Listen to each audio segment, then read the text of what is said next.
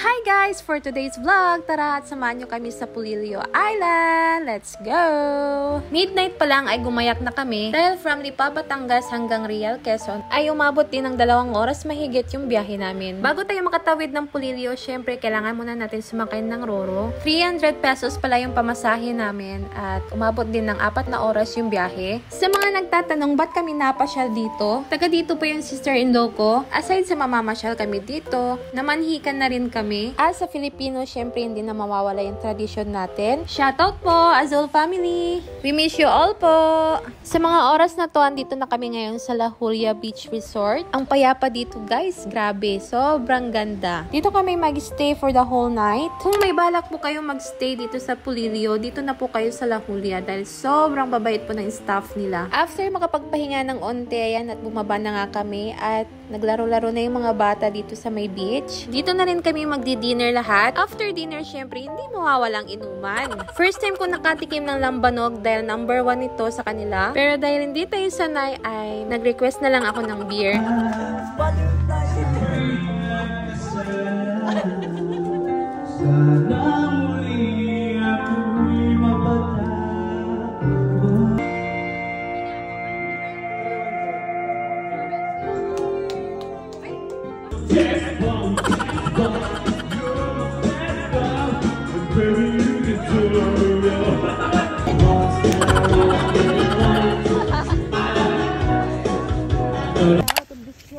Oh, Bobby.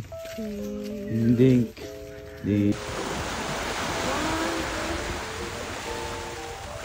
Napakaraming pasyalan dito sa may Pulilio Island. Yun nga lang, hindi na namin maisa-isa dahil limited lang yung time namin. Pangalawang araw na namin dito at ito na yung day na uwi na kami ng Batangas. I feel bad while nag-voice over. Nag-promise ako sa sarili ko na gagawan ko sila ng prenup video. Pero kasi nawala sa isip ko, nakakainis. Pati nga yung outfit ko para sa beach hindi ko na isuot. So ayun na nga, move on na lang tayo at maybe next time magawan pa natin ng paraan. So ayan si Madam Talia, umiinom ng Yakult habang nanonood kay tito at tita niya. Siya daw yung director.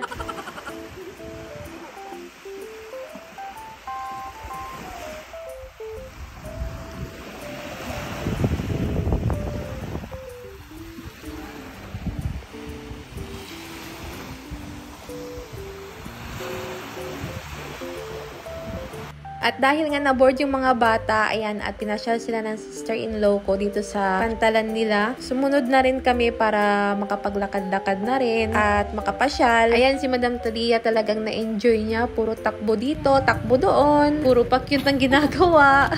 Tignan niyo yung mukha, oh. Kung napapansin nyo, ako kasi napansin ko talaga, puro seahorse. Puro seahorse po yung nasa paligid nila. Yung mga designs po. Dahil kasi kung titignan nyo po sa map yung hugis ng Pulilio Island ay mukhang hugis seahorse po talaga. Diba? See? Sa mga oras na to ay naghahanap ako ng ref magnet dahil kada lugar na mapuntahan natin ay kailangan may remembrance tayo. So hanggang dito na lang muna yung vlog guys. Thank you for watching. Bye!